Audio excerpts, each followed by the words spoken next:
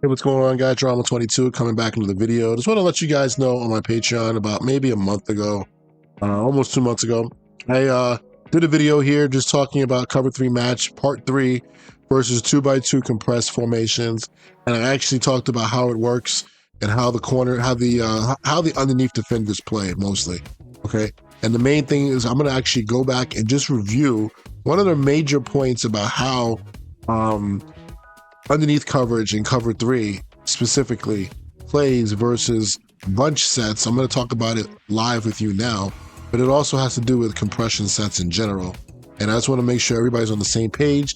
I think it's a good general tip to help everybody out. So without further ado, so I'll let you know this is pretty much coming from this idea from my Patreon from October 28th. But I want to make sure you guys know that in the community, how it works, how you can make some changes, how you can make your defense better against a lot of this compression heavy stuff that you might see online.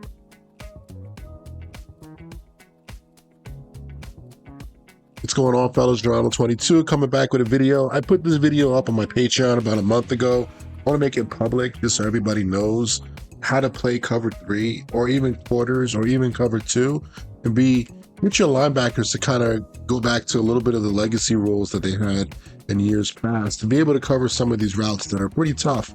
So if you guys don't know, let's just talk about this formation. This is bunch formation. We're going up against standard cover three.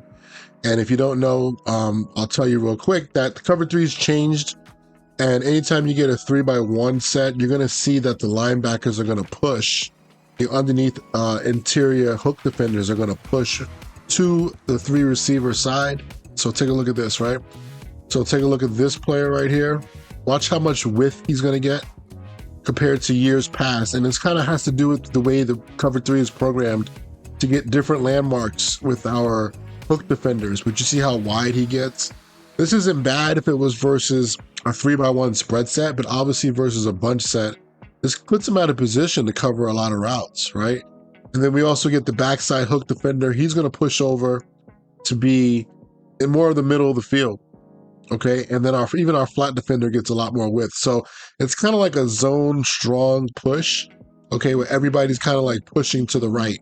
So how do we get out of that? Well, there's different ways to do this, all right? The first way is really using our coverage adjustments and using the over the top, the inside, the outside, and the underneath coverage.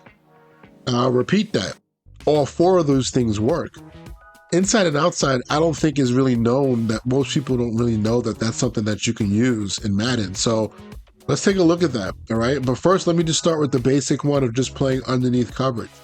The underneath coverage does what? It gets your cloud and gets your flat defenders to play hard, flat responsibilities. So their landmarks are going to be different. They're basically going to play, they're going to play from 5 yards and shorter. They're not going to get that much depth. And they're going to look to play from the 5-yard mark down to 0.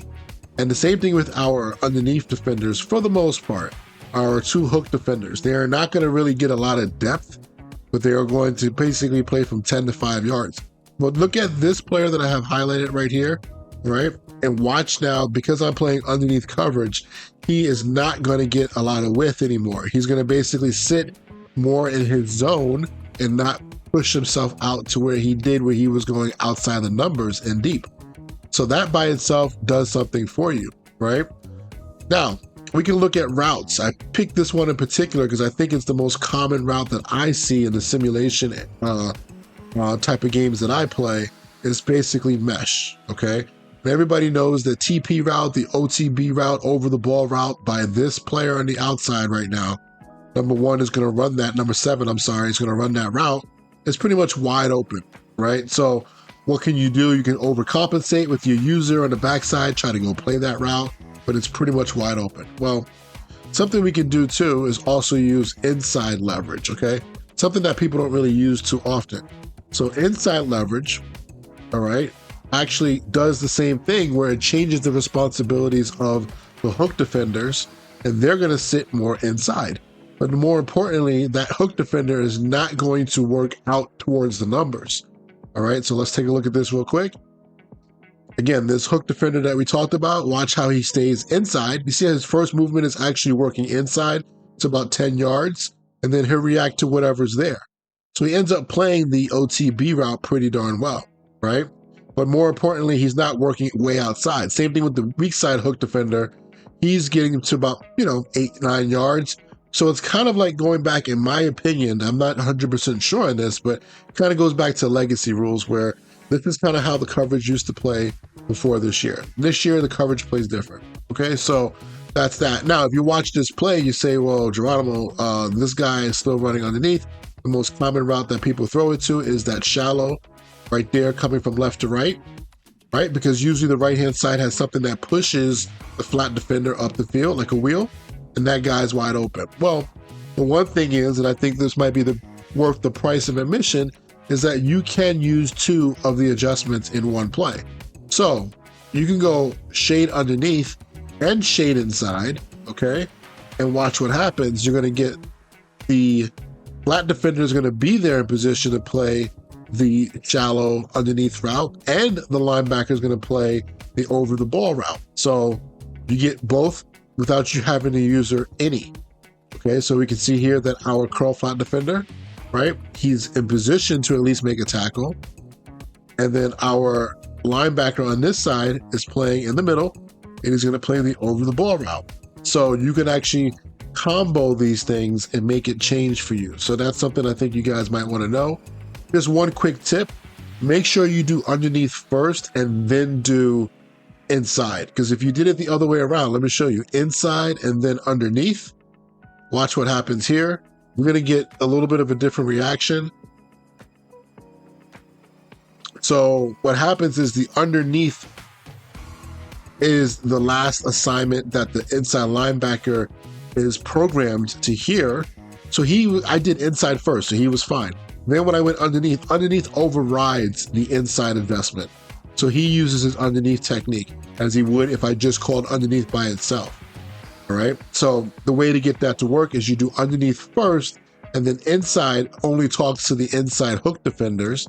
It would get them to play inside. All right. And just for your own edification, outside does work.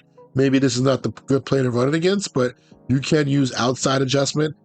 You can see how the inside hook defenders are going to just react a little bit wider. It's going to leave open the the OTB route's going to be open, but it's something that you guys can use in your Madden games if you're playing zone coverage, especially cover 3, because you have 2 hook defenders, okay? Understand, if we were to call 3 match, right, it would be the same thing. What happens is 3 match automatically gets us out of playing zone cover, gets you out of match coverage versus this play. All right, so automatically there is no match coverage. However, this is a different formation. You still, if you want to get the same reactions that I just showed you, make sure you go underneath and inside to get those reactions. Okay, I'll talk more about the seam defenders, what they do if you don't do anything to the coverage in another video. But just want to let you guys know those adjustments are available to you in cover 3. All right. If you guys have any questions or anything like that, just let me know. I'll talk to you later.